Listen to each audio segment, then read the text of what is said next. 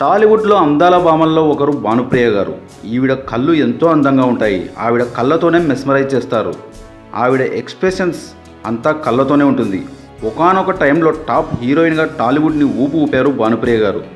దాదాపు అందరి టాప్ హీరోలకు జెండగా నటించారు భానుప్రియ గారు. చిరంజీవి, బాలకృష్ణ, వెంకటేష్లతో నటించిన భానుప్రియ ఒక్క నాగార్జునకి జంటగా నటించలేదు. కానీ నాగార్జున సినిమా అన్నమయ్యలో పద్మావతీదేవిగా అద్భుతంగా నటించారు. ఈ మూవీలో సూపర్ స్టార్ సుమన్ గారు ఏడుకొండల స్వామి పాత్రలో నటించి ఆకట్టుకున్నారు. మెగాస్టార్ చిరంజీవితో చాలా సినిమాల్లో నటించారు భానుప్రియ. రాధా రేంజ్లో చిరంజీవి పక్కన డ్యాన్స్ వేయగల హీరోయిన్ భానుప్రియ గారే. చిరంజీవి, భానుప్రియ జంటగా వచ్చిన చిత్రాలు స్టేట్ రౌడీ, ఖైదీ నంబర్ 786, విజేత, త్రినేత్రుడు, జేబు దొంగ, దొంగమొగుడు, జ్వాల, చిరంజీవి, చక్రవర్తి. వీటిలో ఖైదీ నంబర్ 786, దొంగమొగుడు లాంటి సినిమాలు సూపర్ హిట్స్ అయ్యాయి. వీరి కాంబోలో ఎన్నో సూపర్ హిట్స్ ఉన్నాయి. చిరంజీవి పక్కన భానుప్రియ డ్యాన్సులు అదుర్సనేలా ఉంటాయి.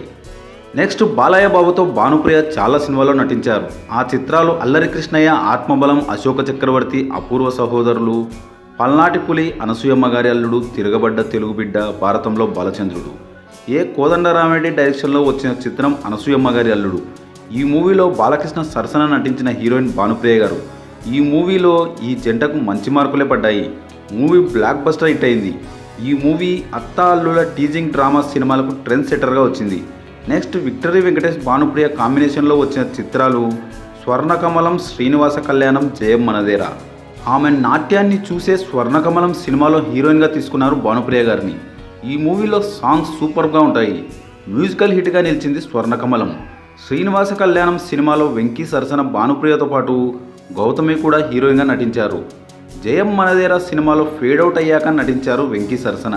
కానీ ఈ మూవీలో ఆమె ఆ పాత్రకి బాగా యాప్ట్ అయ్యారు. ఇక నాగార్జున సినిమాలో కేవలం అన్నమయ్యలో మాత్రమే నటించారు. మరో ఇంట్రెస్టింగ్ టాపిక్తో మళ్ళీ కలుద్దాం.